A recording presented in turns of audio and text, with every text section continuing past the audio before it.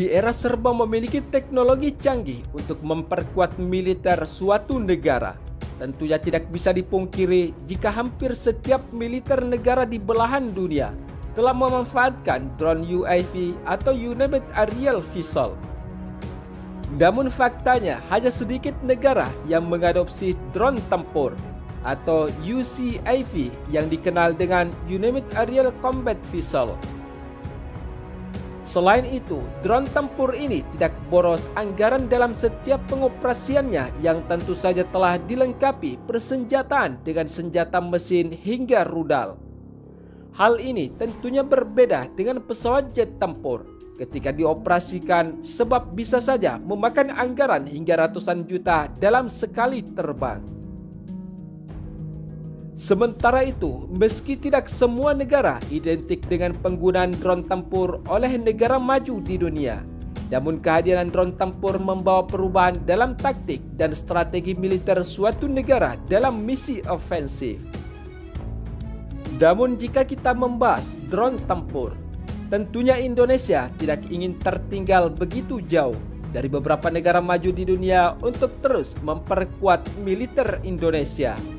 Hal tersebut terbukti jika Indonesia secara serius telah meningkatkan armada tempurnya dari ketiga matra produksi dalam negeri, khususnya di bidang alutsista tempur udara, seperti yang menjadi sorotan saat ini.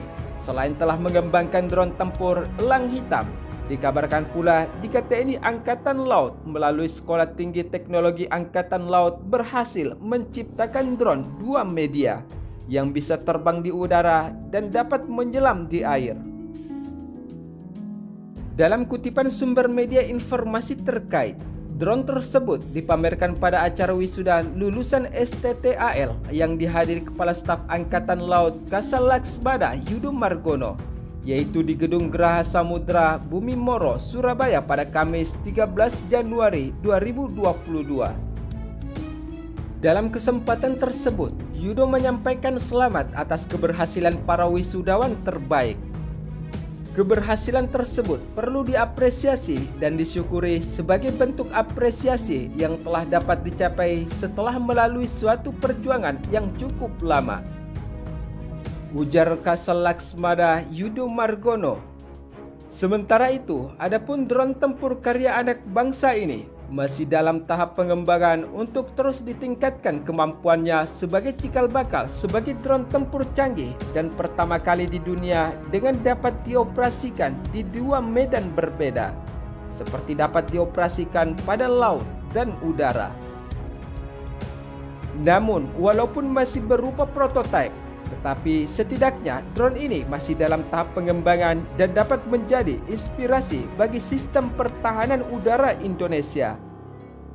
Sementara itu, berdasarkan lansiran sumber media informasi anonim, jika prototipe drone tempur UCAV pertama buatan Indonesia atau yang dikenal dengan elang hitam akan terbang perdana pada bulan Februari mendatang dari persiapan yang tengah dilakukan oleh PT Dirgantara Indonesia. Selain itu, media tersebut menyebut jika drone Male atau Medium Altitude Long Endurance ini akan bakal ditenagai dengan mesin Rotax 915 IS asal Austria.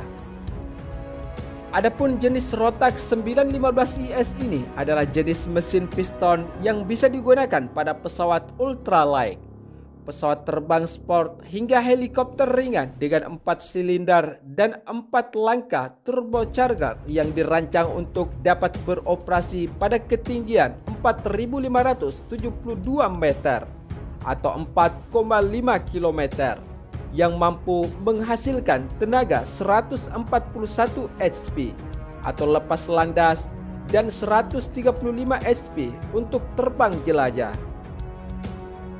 Sementara itu, dalam kutipan sumber media informasi lain, pesawat nirawak atau drone tempur elang hitam buatan Indonesia sempat ditargetkan untuk dilakukan uji coba pada akhir tahun 2021 lalu mulai terbang perdana. Karena berbagai faktor, hingga saat ini PT Dirgantara Indonesia bersama perusahaan konsorsium sedang terus menyelesaikan proses pembuatan prototipe drone tempur elang hitam buatan Indonesia. Selain itu, PT Dirgantara Indonesia juga telah melanjutkan pengembangan ke tingkat drone kombatan sesuai dengan arahan Presiden Republik Indonesia dalam menjaga teritorial Indonesia di area perbatasan terluar.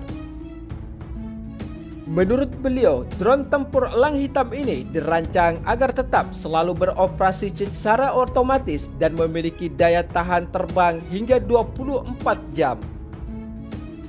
Drone tempur ini tentunya telah dikembangkan bersama dalam sebuah konsorsium nasional yang melibatkan PT Dirgantara Indonesia sebagai lead integrator, PT Lin Industri, Lapan, Balitbang, Kemenhan RI, Dislitbang Angkatan Udara, Pothan Kemenhan RI, BPPT, dan ITB.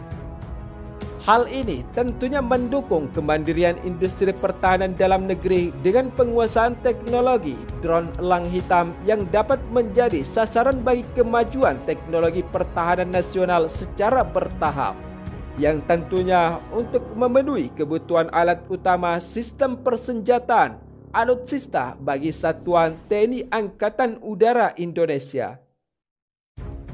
Adapun target terbang perdana drone Punamale jenis UAV ini sebenarnya sudah selesai jauh lebih awal karena telah dilakukan launching pada Desember 2019 lalu.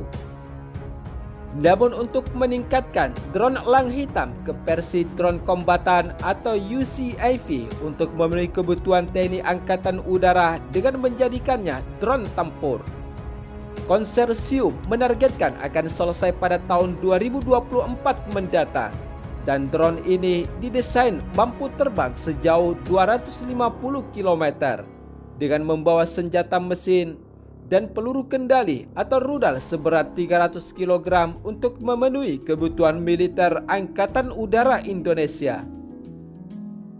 Adapun spesifikasi pesawat tanpa awak atau drone kombatan buatan Indonesia ini diklaim memiliki lebar sayap 16 meter, panjang 8,65 meter, dan tinggi 2,6 meter saat take off.